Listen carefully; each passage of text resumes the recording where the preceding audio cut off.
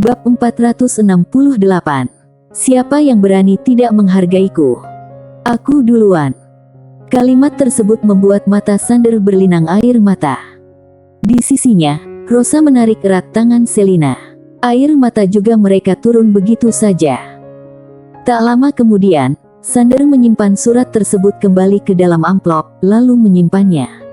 Dia berbalik ke arah dua wanita di depannya dan berujar dengan serius, dia akan baik-baik saja. Selina mengangguk. Sementara Rosa menundukkan kepala, tanpa berkata-kata. Sander menggenggam tangan Rosa dan berucap dengan tulus, percayalah padaku.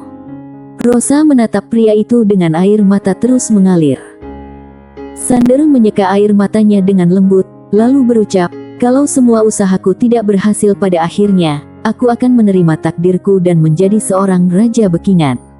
Asalkan dia baik-baik saja, aku bersedia menjadi seorang raja Bekingan. Rosa menangis makin menjadi-jadi. Pria itu bertanya seraya tersenyum, kenapa menangis? Rosa hanya menggeleng dan terdiam. Sander pun berujar seraya menyunggingkan senyuman, ayo, kita tidur. Wajah kedua wanita itu tersipu. Dia mengajak mereka berbaring di ranjang. Dia sendiri berbaring di tengah. Tak bisa dipungkiri, rasanya sangat nyaman. Orang biasa tidak bisa mengerti. Rosa merasa agak tidak nyaman. Dia ingin bangkit, tetapi pria itu menahannya. Tetaplah berbaring. Wanita itu melirik Sander dan tidak melontarkan apa-apa. Sander menjamin, aku tidak akan macam-macam. Rosa ragu-ragu sejenak, lalu berbaring di sampingnya. Hanya saja, dia masih menjaga jarak. Sander mendadak bertanya, besok, apa kalian akan pergi bersamaku ke dinasti Yongye? Rosa menggeleng, tidak. Sander menatapnya. Orang itu menjelaskan dengan lembut, kami harus kembali ke alam semesta nyata dan bersiap-siap menghadapi para ahli dari sungai waktu. Sander mengangguk, kalian memang harus pulang ke alam semesta nyata dan mengatur segalanya. Kemudian dia menoleh ke arah Selina. Selina berujar seraya tersenyum, jangan khawatir. Aku akan menjaga diriku dan anak kita baik-baik. Tangan Sander mendadak menyentuh perut Selina. Wajah wanita itu menjadi sedikit merah, tetapi dia tidak menolak. Dia bukanlah tipe wanita pemalu. Mereka sudah pernah melakukannya, apa salahnya sedikit disentuh. Sander mengelus perut kecil Selina dengan lembut, lalu menambahkan sambil tersenyum, sebenarnya, aku tidak pernah menyangka akan menjadi seorang ayah secepat ini. Selina menatap pria itu seraya bertanya, apa kamu senang? Sander mengangguk, ya. Aku senang. Selina tersenyum. Pada saat itu, dia tiba-tiba menatap Sander dengan tajam. Sebab, tangan Sander mulai bergerak ke bawah. Berhubung Sander enggan berhenti, wajah Selina tersipu. Kini, Rosa mendadak berucap, lakukan saja. Aku akan ke kamar lain. Usai itu, dia hendak bangkit. Selina melirik Sander dengan tajam, lalu segera memberi kode padanya. Sander menahan wanita itu. Hanya saja, Rosa tetap tenang dan tidak berkata-kata. Sander menarik Rosa agar dia tetap berbaring, lalu berucap pelan, ayo, kita mengobrol. Entah berapa lama kita baru akan berkumpul lagi. Rosa terdiam sejenak, lalu berbaring perlahan. Kamu percaya pada pemilik Penatao? Sander mengangguk, aku percaya. Rosa menatapnya sembari bertanya, kenapa? Sander menjawab, kalau dia benar-benar berbahaya bagiku, aku yakin bibiku tidak akan menahannya begitu saja, apalagi melepaskannya. Rosa terdiam. Sander melanjutkan, dia juga tidak jahat. Kita bisa bekerja sama dengannya. Setidaknya, kita tidak boleh membiarkannya bergabung dengan sekte masa lalu.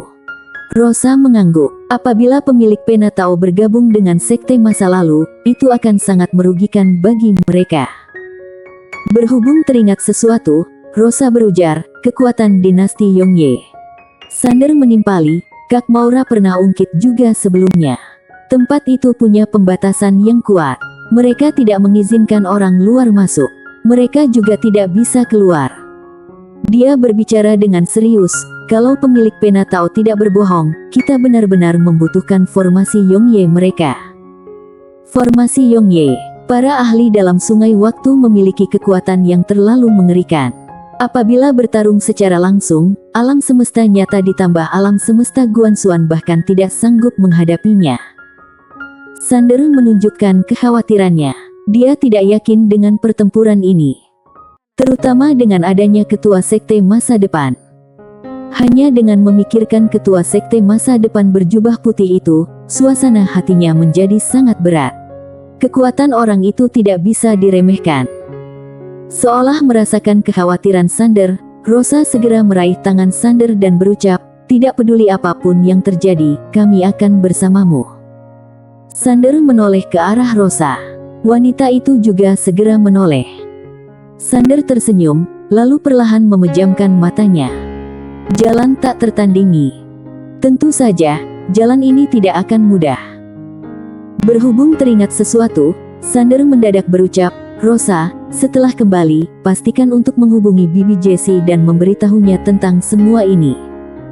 Jessie. Alam semesta Guanxuan juga harus mempersiapkan segalanya dengan baik.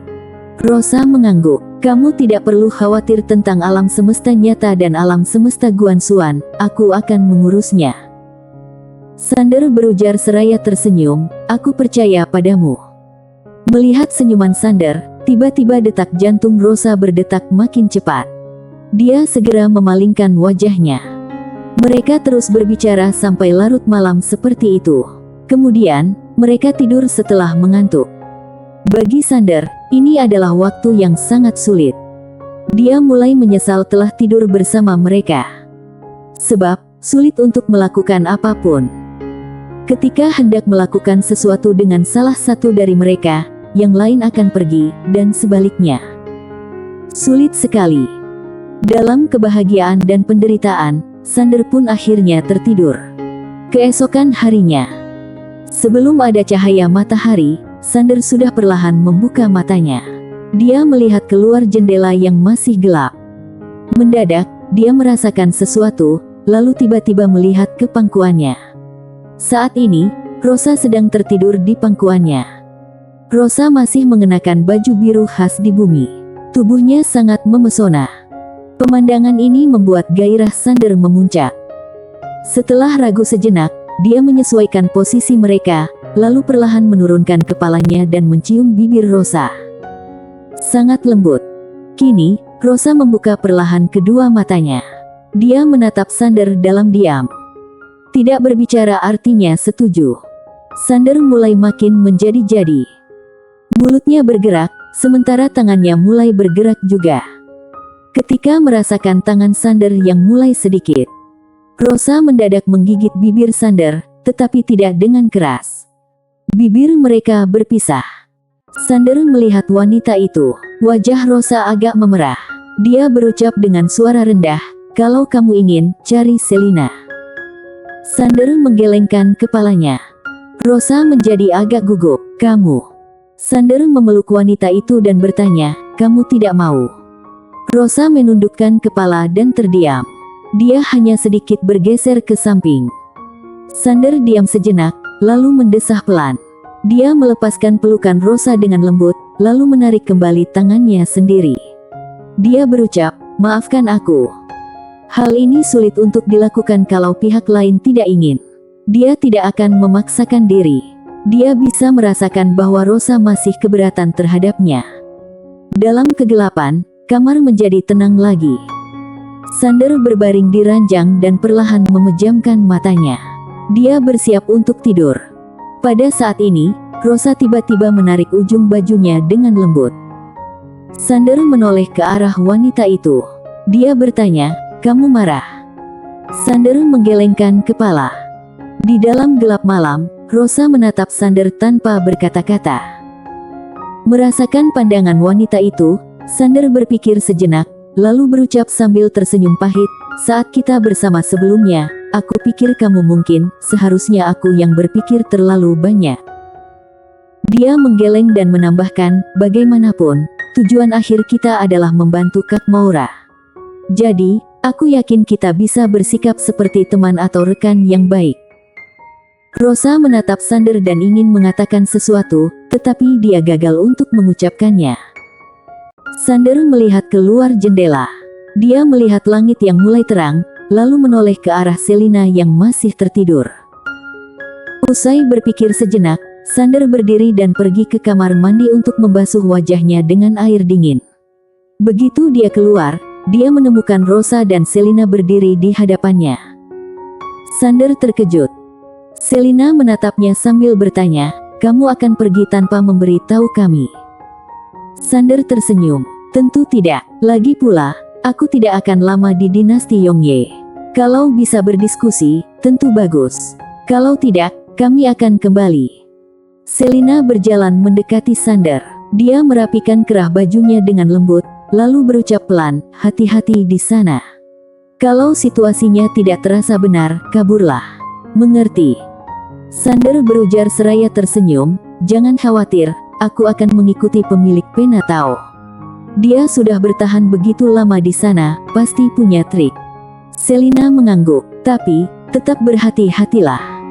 Sander mengangguk. Dia memeluk Selina sambil berucap, "Jaga dirimu dan bayi di perutmu. Kalau ada situasi berbahaya, pergilah ke alam semesta Guanxuan untuk mencari senior Teza." "Teza? Siapa orang di belakangnya?" "Kakeknya."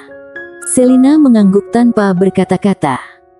Sander mencium Selina, lalu melihat Rosa di sampingnya.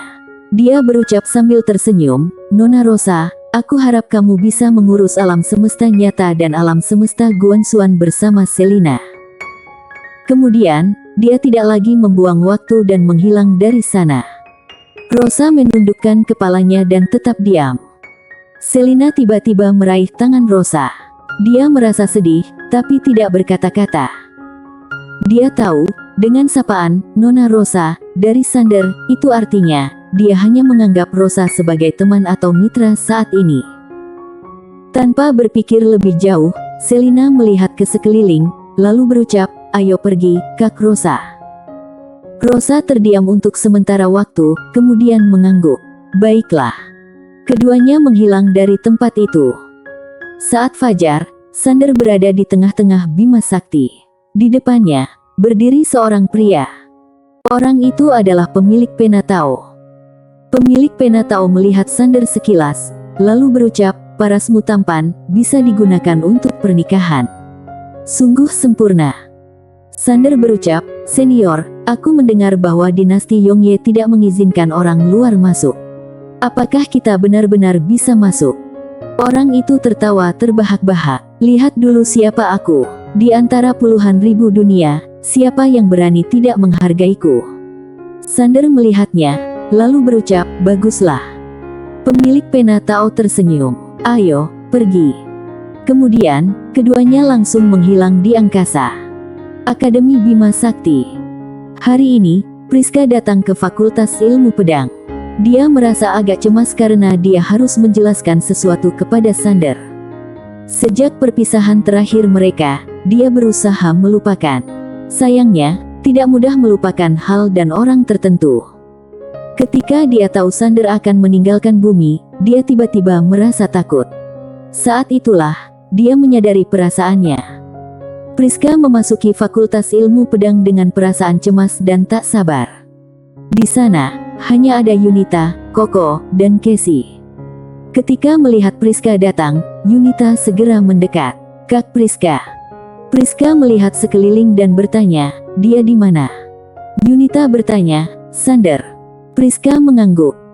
Yunita menundukkan kepalanya sedikit, tampak muram. Dia menjawab pelan, "Dia sudah pergi." "Pergi?" Priska terdiam di tempatnya. Yunita terkejut, lalu buru-buru memanggil, "Kak Priska." Priska menatapnya sambil bertanya, "Dia sudah berpamitan denganmu?" Yunita mengangguk. Di hati Priska, tiba-tiba muncul rasa pahit yang mendalam. Priska menatap kosong keluar. Tatapannya kosong. Dia tahu bahwa dia mungkin tidak akan melihatnya lagi seumur hidup. Bersambung. Bab 469 halaman baru dalam buku silsilah.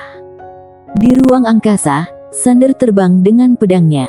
Di sampingnya, ada pemilik pena Tao. Mereka telah meninggalkan bumi selama 3 hari. Selama beberapa hari ini, Sander mengikuti orang itu melintasi ruang angkasa. Dia sudah kehilangan hitungan berapa banyak wilayah bintang yang telah mereka lintasi. Berdasarkan kekuatan mereka saat ini, mereka hampir bisa melintasi satu wilayah bintang hanya dalam sekejap. Alam semesta begitu luas, tanpa batas. Kini, Sander mendadak bertanya, "Senior, bisa ceritakan tentang dinasti Yongye?" Pemilik pena Tao menjawab, "Itu sebuah peradaban yang gemilang." Sander menatapnya sambil bertanya, "Sebuah?" Orang itu tampak mengangguk. Peradaban bela diri mereka sangat maju, terutama keluarga Yongye di dinasti Yongye. Kepala keluarga mereka mempraktikkan jalan raja, yaitu sebuah metode kultivasi khusus yang menggunakan kekuatan keinginan makhluk hidup.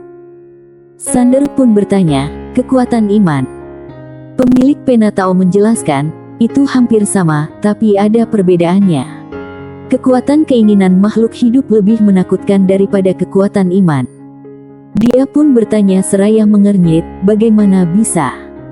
Pemilik pena Tao menjawab sambil menyunggingkan senyuman, "Ini terkait dengan sistem di dinasti Yongye.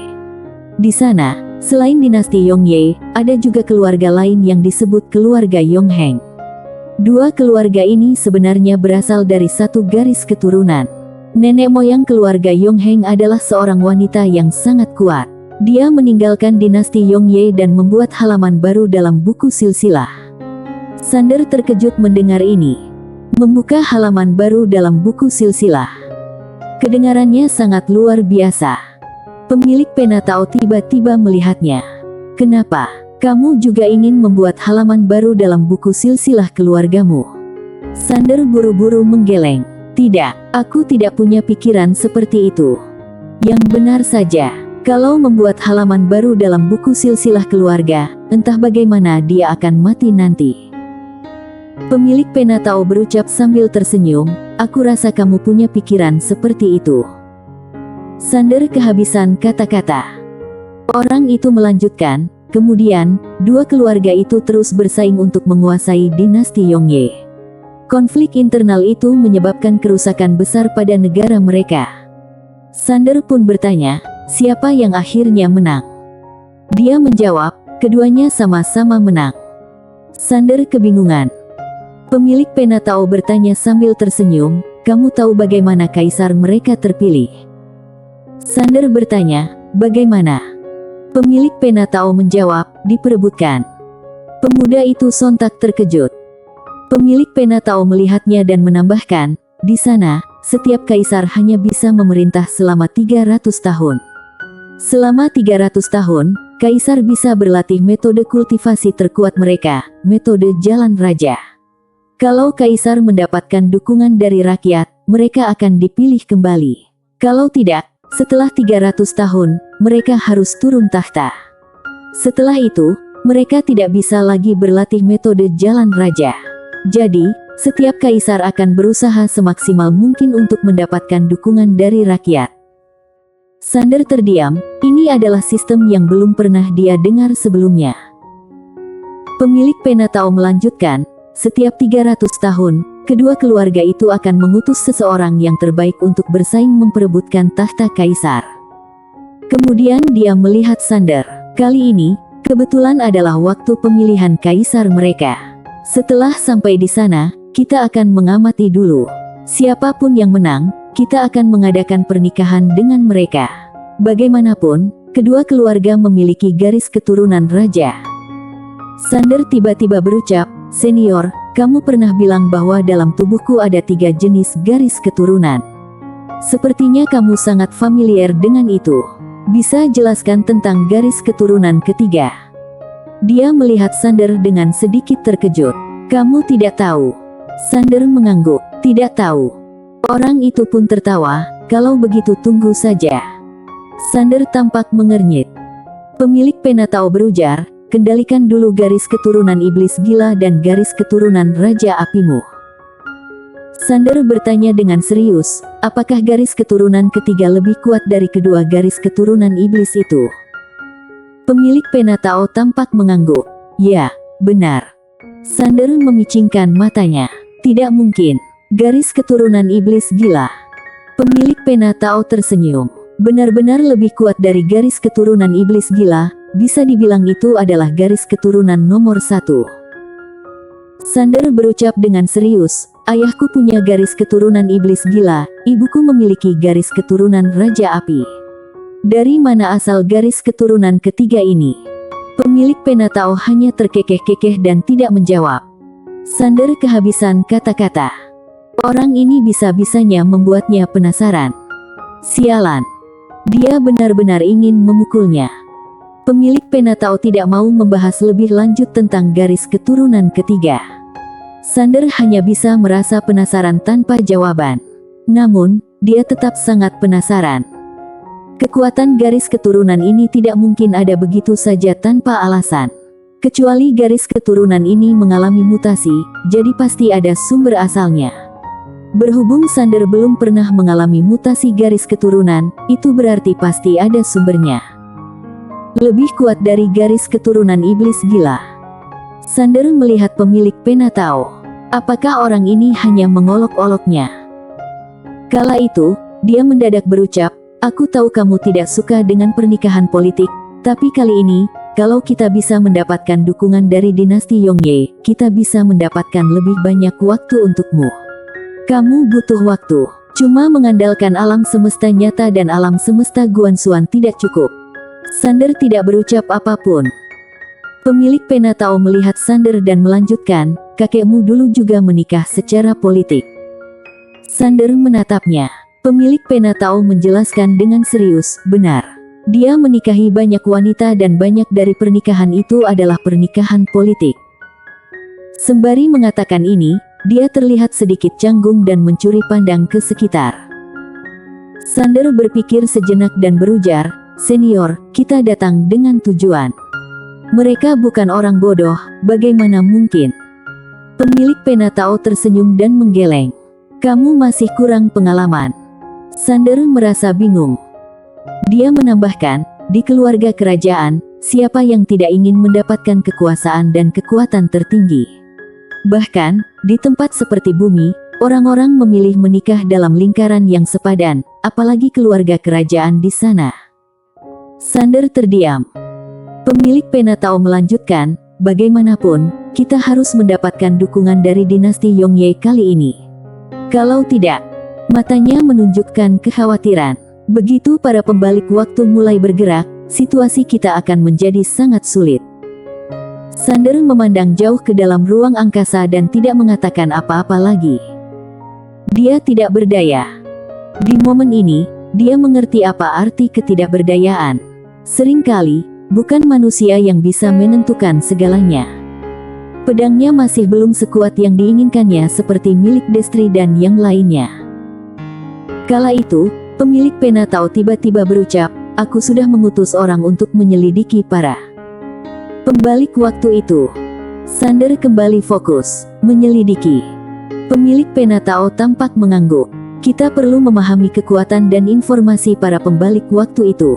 Kalau tidak, kita akan mengalami kerugian besar nanti. Sander bertanya karena penasaran, siapa yang kamu utus untuk menyelidikinya? Pemilik pena Tao berucap sambil tersenyum, rahasia. Sander hanya menggeleng dan tersenyum. Pemilik pena Tao berujar pelan, anak muda, kali ini aku benar-benar mengeluarkan semua yang aku punya demi kamu. Selain itu, aku juga bermusuhan dengan orang-orang itu. Padahal, sebelumnya aku dan mereka tidak pernah berselisih, tapi sekarang, aku berinisiatif melawan mereka. Dengar, nanti kamu jangan mengecewakan aku. Kalau tidak, kamu benar-benar tidak tahu terima kasih. Sander menjawab, senior, kalau nanti aku tidak menemukan cara yang lebih baik, aku akan mengikuti rencanamu. Pemilik pena Tao memandang Sander sembari berujar, aku percaya padamu. Sander bertanya, senior, apa sebelumnya kamu juga ingin memilih ayahku? Pemilik pena Tao mengangguk. Pemuda itu bertanya karena bingung, lalu, kenapa kamu tidak memilih dia setelahnya? Pemilik pena Tao menggeleng. Ayahmu terlalu rumit dan suka menipu orang. Kalau aku memilih dia, mungkin aku akan kehilangan segalanya. Sander tidak bisa berkata-kata. Pemilik pena Tao melanjutkan, meskipun kamu juga tidak terlalu jujur, tapi jujur saja, kamu tidak serumit dia, jadi aku memilihmu. Sander tersenyum dan tidak berucap apa-apa lagi. Pemilik pena Tao menatap jauh ke angkasa. Dia berbicara, dunia ini sudah terlalu lama kacau balau, butuh sebuah tatanan yang bisa membawa kedamaian dan perkembangan bagi alam semesta dan semua makhluk. Sander melihatnya dengan ekspresi rumit. Pada awalnya, dia waspada terhadap orang ini, tetapi sekarang, sepertinya dia bukan orang jahat. Membangun sebuah tatanan baru. Sander perlahan memejamkan matanya. Kini, dia tidak hanya memikirkan alam semesta Guanxuan, melainkan seluruh alam semesta. Dia terpaksa memikirkannya. Apakah sulit? Tentu sangat sulit. Kini, pemilik pena Tao mendadak berucap, kita hampir sampai di wilayah bintang Yongye. Sander melihat ke depan. Cahaya bintang di kejauhan mulai berkurang. Sander penasaran. Senior, kenapa dinasti Yongye menutup diri? Pemilik pena Tao menjawab, ada dua alasan. Pertama, mereka tidak terlalu tertarik dengan dunia luar. Kedua, mereka tidak ingin orang luar masuk ke wilayah mereka. Mereka memiliki energi Yongheng dan tidak ingin menarik perhatian dari luar, terutama para pembalik waktu. Sander bertanya, sebelumnya, aku jarang melihat pembalik waktu. Kenapa sekarang mereka sering muncul? Pemilik pena Tao menjawab, sebelumnya, mereka dibatasi oleh hukum waktu dan hukum Tao. Mereka akan menghadapi banyak rintangan untuk datang dari masa lalu ke masa depan. Tapi, sekarang, Sander melanjutkan, ketua sekte masa lalu menahan hukum waktu dan hukum Tao untuk mereka. Orang itu mengangguk. Benar. Sander terdiam. Pemilik pena Tao berucap, wanita itu benar-benar membuat pusing. Sander berujar, pertama kali aku bertemu dengannya, dia ingin membunuhku. Orang itu merespons, karena dia tahu kamu mungkin menjadi faktor yang mengubah keadaan, tapi saat itu dewa nyata menghentikannya. Sander ingin bertanya lagi, tetapi pemilik pena Tao mendadak memberitahu, kita sudah sampai. Sander mengalihkan perhatiannya dan melihat ke depan. Mereka telah memasuki wilayah bintang yang sunyi. Cahayanya sangat redup dan memberikan perasaan tekanan yang berat. Mendadak, sebuah kekuatan menakutkan muncul di sekitar mereka dan langsung mengurung keduanya. Mata Sander memicing. Kekuatan ini setidaknya setara dengan Kaisar Agung Nasib. Pemilik pena Tao merapikan pakaiannya dan melangkah maju. Katakan pada kaisarmu bahwa pemilik pena Tao datang. Suruh dia cepat keluar untuk menyambutku. Pemilik pena Tao. Suara datang dari kejauhan. Pemilik pena Tao mengangguk dan tersenyum. Ya. Setelah hening sejenak, suara itu berucap dingin, tidak kenal, pergi sana. Sander kehabisan kata-kata. Bersambung.